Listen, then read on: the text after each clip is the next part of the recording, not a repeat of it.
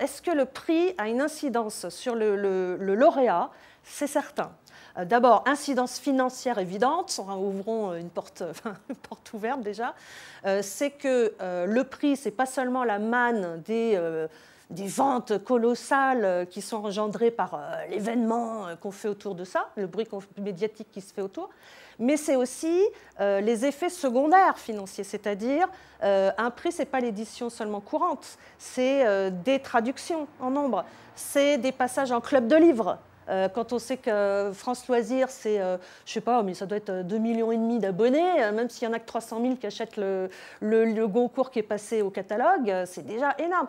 C'est les traductions, les clubs de livres et le passage en poche. Donc c'est des mannes inimaginables. J'avais fait des études dans ma thèse, c'est plusieurs millions d'euros qui se jouent dans un prix. Alors tous n'ont pas la même valeur, mais quand même, c'est absolument colossal. Donc incidence financière, c'est évident. Moi j'avais fait tout un chapitre assez amusant sur le fait que tous me répondaient, les lauréats, oui, bah, cet argent, j'ai acheté une maison. La maison de l'écrivain pour pouvoir travailler. Donc on jouait sur les mythologies de l'écrivain qui a besoin d'un espace. Donc c'était assez drôle parce qu'on était un peu coupable de se sentir, on se sentait un peu coupable d'avoir comme ça autant d'argent.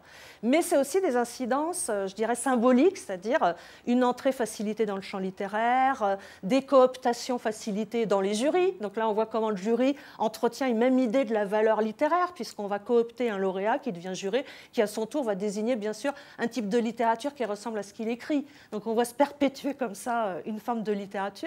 Et puis, oui, carrière facilitée, enfin carrière, bon, il y a beaucoup de gens qui n'aiment pas ce mot, mais de toute évidence, une entrée et une pérennisation du statut de l'écrivain qui rentre comme ça dans les rouages et dans les réseaux, là encore, du littéraire. Ça, c'est certain.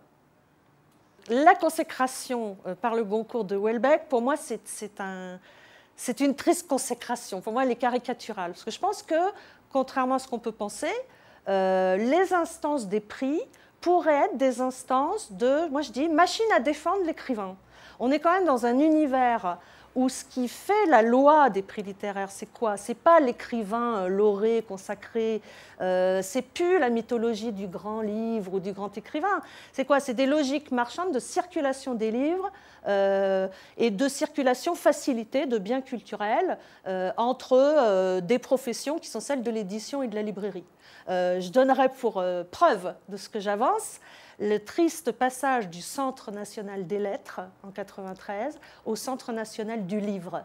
Dans ce passage de lettres à livre, eh ben voilà, on a oublié l'auteur dans tout ça, on a oublié l'écrivain, on est passé clairement dans une défense du livre. Et le livre, c'est un produit aussi, c'est une marchandise qui doit circuler, d'où la manne que se tirent les distributeurs dans les prix littéraires. Les vrais gagnants, ce n'est pas tellement les éditeurs et les auteurs, c'est le distributeur derrière, les grandes machines de distribution qui se font un argent fou. Alors revenons à Houellebecq.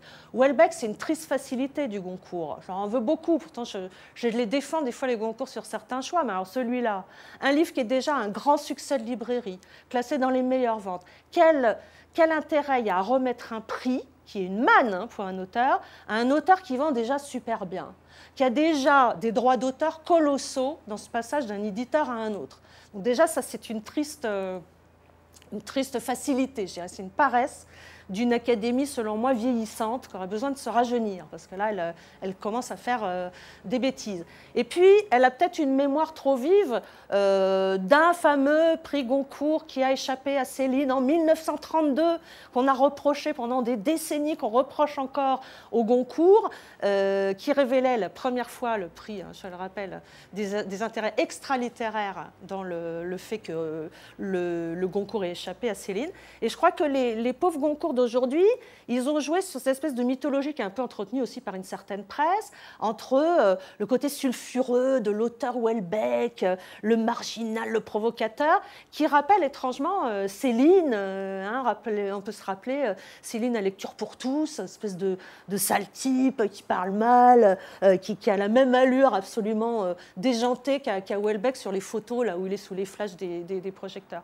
Donc là, je crois qu'il y a une espèce de confusion faite par les Goncourt actuels entre Céline et Houellebecq. Je prépare un livre sur les prix littéraires. J'espère qu'il sortira. Alors j'ai beaucoup de travail, je prends beaucoup de retard, mais voilà, ce sera la synthèse de mes 16 ou 17 ans de recherche sur les prix littéraires. Et avec cette idée que le prix littéraire, c'est une excellente entrée dans le champ littéraire. C'est très révélateur aussi de ce qu'est devenu la culture et la culture littéraire en France. Et j'espère montrer à quel point, effectivement, la fonction sociale de l'écrivain s'est considérablement et dramatiquement rétrécie depuis les prix qu'on donnait à un Proust en 1919 à un prix qu'on donne à Houellebecq cette année.